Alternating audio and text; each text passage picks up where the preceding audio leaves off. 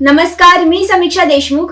कोकणचे वैभव असलेल्या सागर डिजिटलच्या बातमीपत्रात आपले सर्वांचे स्वागत. पाहूया आजच्या ठळक घडामोडी. देशात शेवटच्या टप्प्याचे मतदान पूर्ण. आता निकालाकडे लक्ष. मध्य रेल्वेच्या मेगा ब्लॉकमुळे चाकरमान्यांचे हाल. रेल्वे रूळ हलवण्याचे महत्त्वाचे कार्य पूर्ण. आणि विधिमंडळाचे पावसाळी अधिवेशन जुलैमध्ये होण्याची शक्यता. आता पाहूया आजच्या सविस्तर बातम्या.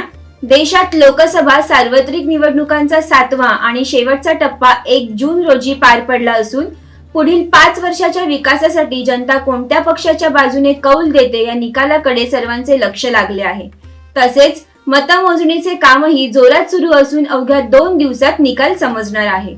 उत्तर प्रदेश, पंजाब, पश्चिम बंगाल, बिहार, ओडिशा, हिमाचल प्रदेश, झारखंड या 7 राज्यात आणि चंदीगड या केंद्रशासित प्रदेशातील एकूण 57 मतदारसंघांमध्ये शेवटच्या टप्प्याची निवडणूक पार पडली. लोकसभेच्या जागेसाठी आज मतदान होत आहे. अनुराग ठाकूर, रविशंकर प्रसाद आणि अभिनेत्री कंगना रनौत, विक्रमादित्य सिंग आणि अभिषेक बॅनर्जी या महत्त्वाच्या उमेदवारांचा या टप्प्यात समावेश आहे. 31 मे ते 2 जून या कालावधीत मध्य रेल्वेने घेतलेल्या मेगा ब्लॉकमुळे दररोज कामासाठी बाहेर पडणाऱ्या चाकरमान्यांना प्रचंड गर्दीला सामोरे जावं लागतंय. परंतु ठाणे रेल्वे स्थानकातील फलाट क्रमांक 5 चे रुंदीकरण सुरू झाले असून रेल्वे रूळ हलवण्याचे महत्त्वाचे कार्य पूर्ण झाले आहे. त्यामुळे 2 जूनला सायंकाळपासून प्रवाशांना हा फलाट उपलब्ध होईल. CSMT आणि ठाणे स्टेशन या 2 महत्त्वाच्या स्थानकांवर प्लॅटफॉर्मचा विस्तार आणि रुंदीकरण सुलभ करण्यासाठी हा ब्लॉक लागू करण्यात आला आहे. यासाठी 72 मेल एक्सप्रेस गाड्या आणि 956 उपनगरीय रेल्वे सेवा रद्द करण्यात आल्या आहेत. शिवाय अनेक गाड्यांचे मार्गही बदलण्यात आले आहेत. विधिमंडळाचे पावसाळी अधिवेशन 10 जून पासून सुरू होणार होते. मात्र जून मध्ये विधान परिषदेच्या 4 जागांची निवडणूक असल्यामुळे जुलै महिन्यात हे अधिवेशन होण्याची शक्यता असून अधिवेशनाबाबत अंतिम निर्णय विधिमंडळाच्या कामकाज सल्लागार समितीच्या बैठकीत घेतला जाणार आहे. राज्यात विधान परिषदेच्या पदवीधर आणि शिक्षक मतदारसंघाच्या 4 जागांसाठी निवडणूक होत आहे. या निवडणुकीच्या पार्श्वभूमीवर राज्यात नाशिक, कोकण आणि मुंबई या भागात आचारसंहिता लागू होणार असल्यामुळे विधिमंडळ अधिवेशन पुढे ढकलण्यात आल्याची प्राथमिक माहिती समोर आली आहे.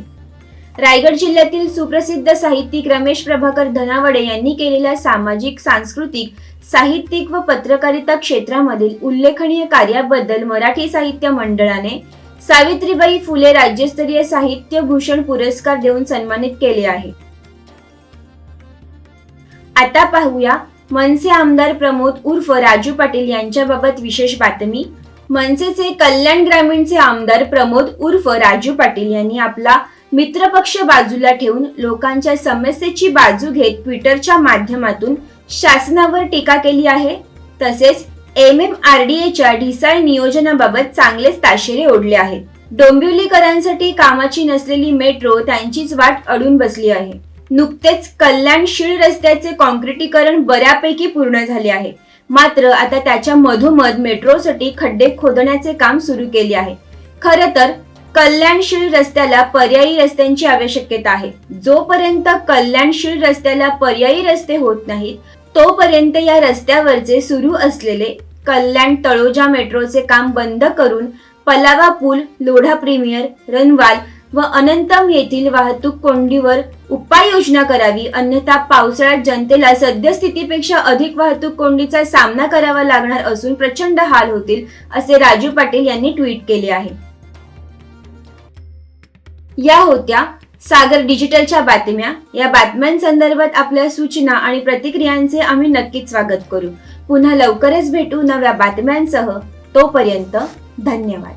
सागर डिजिटलच्या YouTube चॅनलला लाईक करा, शेअर करा, सबस्क्राईब करा आणि ताज्या घडामोडी नियमित पाहण्यासाठी बेल आयकॉनला प्रेस करा.